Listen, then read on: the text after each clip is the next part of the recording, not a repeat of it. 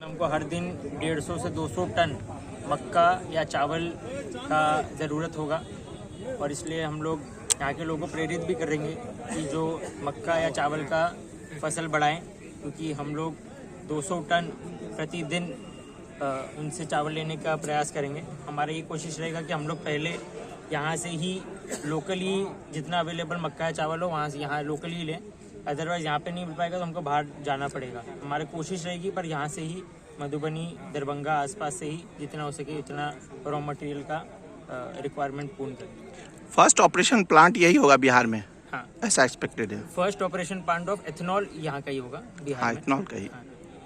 कितने आदमियों को रोजगार मिल सकता है सर? लगभग 500 से 700 लोग का रोजगार मिल जाएगा।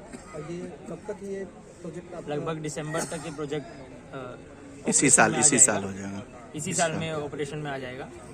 500 से 700 अभी का प्लानिंग है, पर हम लोग एक साल में इसको कैपेसिटी 100 के प्लस करने वाले हैं, जिसके लिए हम लोग ने लैंड भी ले लिया है।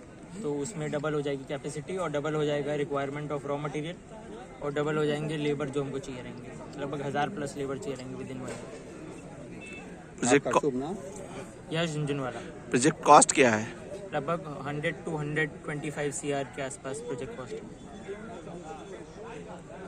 Thank you.